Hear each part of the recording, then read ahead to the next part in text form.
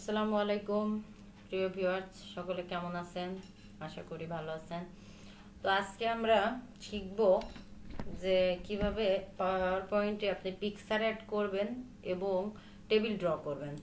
তো আমি যাই, একটা পাওয়ার পয়েন্টে আমি নিয়ে নিয়েছি, ফাইল ওপেন করে একটা ডিজাইন নেওয়া আছে জাস্ট। আচ্ছা, এবার আমরা পিকচার অ্যাডের জন্য কোথায় যাব? আমরা এর আগে শিখে এসেছি ওয়ার্ডে ইনসার্ট। একই অপশন এখানে বারবার আছে, দেখেন, আপনারা মনে রাখতে পারলে সুবিধা। আচ্ছা, ইনসার্টের মধ্যে যে পিকচার, পিকচারের মধ্যে গেলে আমরা এখানে কি ধরনের পিকচার নেব সেটা আমাদের ব্যাপার। আমি যদি এখানে আমি মেয়ের ছবিটাই নিলাম, ইনসার্ট, দেখেন মেয়ের ছবিটা আসলো। এখন এই পিকচারটা দেখেন একদম সেম আমাদের ওয়ার্ডের সেই পিকচার টুলস মেনু বারটা চলে এসছে। এটা আমি ওয়ার্ডের ক্লাসে অনেক ভালো করে দেখিয়েছি, আমি আর এখন রিপিট করব না। এখান থেকে মেয়ের ছবিটা আমি একটু ছোট করব, এই যে ঘরগুলা, যে বিন্দুগুলা ধরে ছোট করে আমি এখানে বসাতে পারি মেয়েটার ছবি। আচ্ছা, এখানে আমি একটা ফ্রেম অ্যাড করতে পারি মেয়েটার ছবিতে, এটাই দিলাম।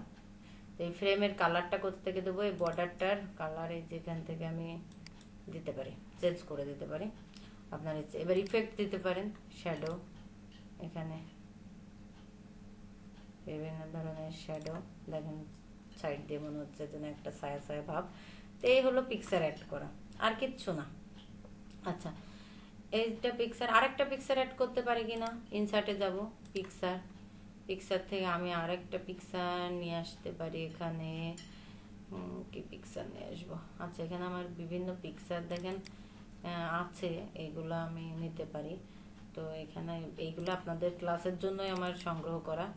তো এখান থেকে আমি এই পিকচারটা নিলাম। তো এই পিকচারটা নেওয়ার পর এইটা দেখেন ছোট করে দিলাম এই যে এখানে। আচ্ছা, এখন পিকচারটা, এটারও আমি একটা সুন্দর ফ্রেম দিতে পারি, এটাই দিলাম, এটাই সুন্দর লাগছে, বর্ডারটা চেঞ্জ করে দিলাম। তো এই হলো আপনার পিকচার, দুইটা অ্যাড হয়ে গেল। এখন পিকচারের নিচে আপনি যদি কিছু লিখতে চান সেক্ষেত্রে আমরা কি করব? টেক্সট বক্স ব্যবহার করব।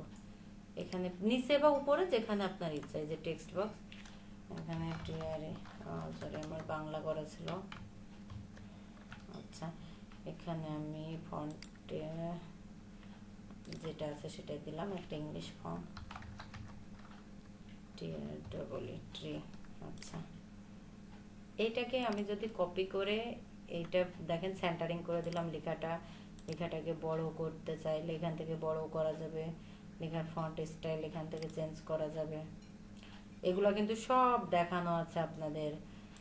আচ্ছা, ট্রি লেখাটা এবার ফন্টটা এখান থেকে আমি বড় বড় করে দিই, ঠিক আছে। এবার এটাকে আমি কপি করব, এই দেখেন এই বক্সটার উপরে ধরবেন মাউস পয়েন্টারটা, ধরে কিবোর্ড থেকে কন্ট্রোল চেপে ধরবেন, চেপে ধরলে আমার মাউস পয়েন্টারটা দেখেন চেঞ্জ হয়ে গেছে। এইটা এবার চেপে ধরে টান দিবেন, এই দেখেন টান দিলাম, এখানে চলে গেছে। কিন্তু এবার আমার তো ট্রি লাগবে না, এখানে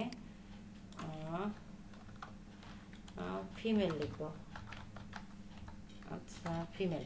আচ্ছা, এটা লিখলাম। দেখেন এই হলো আপনার পিকচার অ্যাড এবং এডিটিং। তো এখন এখানে দেখেন এই ছবিটাকে আপনি চাচ্ছেন যে ছবিটার একটা অ্যানিমেশন দিবেন, তাহলে দিতে পারেন। অ্যানিমেশনে যাবেন, ছবিটা কিভাবে আসবে? এই উড়ে উড়ে আসবে, আগে ছবি আসবে, ঠিক আছে। এই ছবিটা প্রথম আসবে, তারপরে আসবে মেয়েটার ছবি, তাহলে এরকম অথবা এরকম, আপনি যেটা দিতে চাচ্ছেন সেটা দিবেন, ঠিক আছে। প্রত্যেকটারই কিন্তু ইফেক্ট আছে, এখান থেকে দেখে নেবেন। আচ্ছা, এইবার সরি, 2 নম্বরের ছবিটা আসবে না, কিন্তু আগে গাছটা আসলো, গাছের পর গাছের নামটা আসবে। তাহলে আমার এখন কি করা লাগবে? এটা তুলে দিব। তাহলে আমি আগে ট্রিটা সিলেক্ট করব, করে ট্রি লেখাটা আসলো 2 নম্বরে। এবার মেয়েটার ছবিতে একটা দিব অ্যানিমেশন, এবার ফিমেল লেখাটা আসবে, ফিমেল লেখাটাও দিলাম, ঠিক আছে। তো এই হলো আমাদের হচ্ছে অ্যানিমেশন সেট করা কমপ্লিট। তো আমাদের ট্রানজিশন থেকে খেয়াল করবো অন মাউস ক্লিক তোলা আছে, আর হচ্ছে আফটার করা আছে কিনা।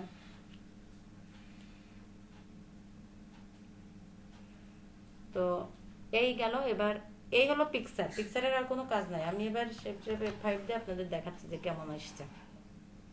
আমার এটাতে আগের থেকে কিন্তু ট্রানজেকশন দেওয়া ছিল। এই দেখেন পিকচারটা আসছে, ট্রিটা আসলো, মেয়েটা আসলো, ফিমেলটা আসলো। এই হলো সুন্দরভাবে আপনি একটা প্রেজেন্টেশন তৈরি করতে পারেন। দ্বিতীয় পেজটাতে আমি কিছু দিই নাই, এই কারণে আসেনি। 2 নম্বর পেজে এবার টেবিল ড্র করব। টেবিলটা কোথায় আছে? ইনসার্টের মধ্যে। ইনসার্টে দেখেন পিকচারের ঠিক বাম পাশে। এই অপশনগুলো কিন্তু আপনারা অনেকে কাজ করেছেন ওয়ার্ডে। এই যে শেপ আছে, এখানে শেপ নিতে পারেন। শেপ যেটা নিবেন জাস্ট সেটা নিয়ে এখানে ড্র করে দিবেন। দেওয়ার পরে শেপের কাজ চলে গেল। তো আমি টেবিলটা নিব। টেবিলের মধ্যে দেখেন এখানে অনেকেই টেবিল পারে না, এই জন্য আমি টেবিলটা দেখাচ্ছি। টেবিলটা নিয়ে এই যে টেবিল নিলে ডিজাইন আর লেআউট বলে আসবে। এইটার মধ্যে যে মুভ করা যায়, দেখেন আপনি যে ছকটা করতে চাচ্ছেন সেই ছকটা এভাবে করতে পারেন, ঠিক আছে? তো এই ছক এই দেখেন, এখন টেবিলের মধ্যে বাংলা লিখবেন না ইংলিশ লিখবেন সে আপনার ব্যাপার। টেবিলটাকে পুরোটা সিলেক্ট করবেন। সিলেক্ট করার পরে এখান থেকে স্টাইল আছে বিভিন্ন ধরনের। এখানে স্টাইল না পছন্দ হইলে এই যে বর্ডার নাই, এই বর্ডারগুলো আপনি দেবেন কোথা থেকে? বর্ডারের মধ্যে যে অল বর্ডার ডিজাইনের মধ্যে দেখেন বর্ডার আছে, ঠিক আছে? তাহলে বর্ডার অল বর্ডার দিলেন। এখানে কালার আপনার পছন্দ হচ্ছে না, তাহলে পুরো টেবিলটা আপনি সিলেক্ট করেন। সিলেক্ট করে এই যে শেডিং আছে, শেডিং থেকে নো ফিল করে দেন। দেখেন কালার উঠে গেছে আপনার টেবিলের, ঠিক আছে? এইবার আপনারা যদি বাংলা বা ইংলিশ লিখতে চান, আগে টেবিলটাকে সিলেক্ট করবেন, করে হোম থেকে কোন লিখতে চাচ্ছেন সেটা। আমি বাংলা লিখতে চাচ্ছি, তাহলে বাংলাতে ক্লিক করলাম। এখানে সুতো নেম যে, আর নিচে কন্ট্রোল অল্টার বি দিয়ে আমি এটা চেঞ্জ, কিবোর্ড চিহ্নটা চেঞ্জ করে দিলাম। আচ্ছা, এইবার আমি এখানে সেন্টারিং করে আমি লিখব। তাহলে এখানে আমি লিখলাম ক্রমিক, সরি আমার ফন্ট কালারটা কিন্তু চেঞ্জ হয়নি, ফন্ট কালার সাদা, যে কারণে এই যে দেখা যাচ্ছে না। এখন আমি ফন্ট কালারটা ব্ল্যাক করে দিচ্ছি, দেখেন ক্রমিক ন। তারপরে যেটা ইচ্ছা আপনি লিখতে পারবেন, নাম। তারপরে সরি এই যে এইভাবে চেঞ্জ হয়ে গেলে আপনার এই যে নিচে থেকে স্টপ অটো স্পেলিং দিলে কেটে যায়, না হলে পরে কেটে আপনারা ঠিক হবে। বিবরণ, এইভাবে যা ইচ্ছা লিখতে পারেন। তো এখানে এখন লিখতে গেলে এই যে দাগগুলা সেম আপনি ওয়ার্ডের মতো এই যে টেনে ধরে এইভাবে সরাইতে পারেন। দেখেন আপনারা এভাবে এই যে ছোট বড় যা ইচ্ছা করতে পারেন, ঠিক আছে? তো এই হলো আপনার টেবিলের কাজ। আচ্ছা, এবার টেবিলটা আপনি এখানে চাচ্ছেন যে টেবিলটা কিভাবে আসবে। টেবিলটা যদি একটা টাইটেল দিতে চান, টেক্সট বক্স নেবেন, নিয়ে এখানে দিতে পারেন। আমি এখানে টেক্সট বক্স নিলে কিন্তু ইংলিশ হয়ে যাবে। এখানে সারণী লিখে দিলাম। আচ্ছা, যাই হোক আমি একটা কথা লিখছি, আপনারা যেটা ইচ্ছা সেটা লিখবেন। আমি ফন্ট সাইজটা বড় করে দিলাম। এখান থেকে ফন্ট স্টাইল যদি মনে করি দিতে পারি, তো দিলাম না। এখন এই সারণী কথাটা আগে আসবে, তাইলে আমি একটা অ্যানিমেশন দিব। সারণীটা আসলো। এইবার আমার টেবিলে একটা অ্যানিমেশন যাবে। টেবিলও ফ্লাইন ফ্ল্যাটিন দেব, ঠিক আছে? তারপর টেবিলটা আসবে, এই যে চলে আসলো। আচ্ছা, এবার আপনারা মনে করেন যে আপনারা ইনসার্টের মধ্যে যে এই যে ক্লিপ আর্ট আছে, ক্লিপ আর্ট দেখানো হয়েছে, শেপের কাজ করতে গেলে কি করা লাগবে? এই শেপের মধ্যে থেকে বিভিন্ন শেপ নিতে হবে আর এখানে শেপটা ড্র করতে হবে, ঠিক আছে? কিচ্ছু না। এই যে আর অ্যানিমেশন, এই যে সূর্যের অ্যানিমেশনটা অনেকে পারে না, আমি সূর্যটা জাস্ট এখানে দেখাচ্ছি। গোল কোনো জিনিসকে যখন আপনি ড্র করবেন অবশ্যই শিফট চেপে ধরে করবেন। তাহলে সূর্যের এই যে এটা নিলাম, এটা কিন্তু শেপের মধ্যে আছে। এখন আমি আচ্ছা এই শেপটা আমি শিফট চেপে ধরে করলাম। খেয়াল করেন যে এই শেপটা নিলাম, তাই না? এই শেপটা নিলাম, এটা ডিজাইন থেকে আপনার পছন্দ মতো একটা ডিজাইন দেন। আমি আমার পছন্দের মতো একটা ডিজাইন দিলাম, যা তা আপনারা আপনার পছন্দ মতো দিবেন। এবার এখানে আমি অ্যানিমেশন দিব। অ্যানিমেশনে যে আমি একটা সুন্দর অ্যানিমেশন দেবো, দেখেন অ্যাড অ্যানিমেশনে গেলাম। এই যে এখানে একটা স্পিন বলে একটা অপশন আছে। এই স্পিন মানে হলো ঘুরেই যাওয়া। দেখুন আমি এইটাকে স্পিন করার পরে দেখেন এই জায়গায় আমি এই সূর্যটা আরো কয়েকটা দিতে চাচ্ছি। তাহলে এই সূর্যটাকে একটু উপরে তুলে দিলাম। এইটাকে কন্ট্রোল চেপে ধরে আমি কপি করে নিয়ে এই পাশে আর একটা আসলাম। আসার পরে এ দেখেন এটা 3 নাম্বার হয়েছে, এটা 4 নাম্বার অটোমেটিক হয়েছে। আপনারা সেই জন্য যদি কোনো একই জিনিস দুইবার করতে হয় তাহলে আপনারা একটা সেট করে কপি করে নেবেন, তাহলে সুবিধা, আর করা লাগছে না। তো এখন আমি এইটাকে দেখেন 4 নাম্বার অ্যানিমেশন হয়েছে। তো এইটাকে জাস্ট কি করে দিব, দেখেন এখানে অন মাউস ক্লিক আছে না অ্যানিমেশনের মধ্যে, অন মাউস ক্লিক। আমি চাচ্ছি এই দুইটা সূর্য একসাথে ঘুরবে। তাহলে এটা কি করব, উইথ প্রিভিয়াস। আচ্ছা, এবার আমরা একটু দেখবো যে কিভাবে আমরা করলাম আর কেমন প্রেজেন্টেশনটা হলো। দেখেন একটু কেমন হচ্ছে। ভিডিও গেলে একটু লং হয়ে যাচ্ছে।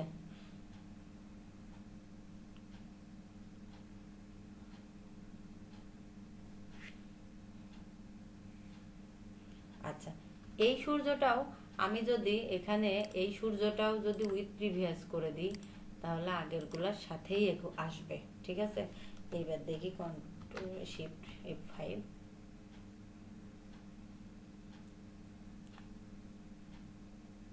দেখছেন, এখন এইভাবে আপনারা শেপে স্পিন ড্রপ যেটা ইচ্ছা দিতে পারেন।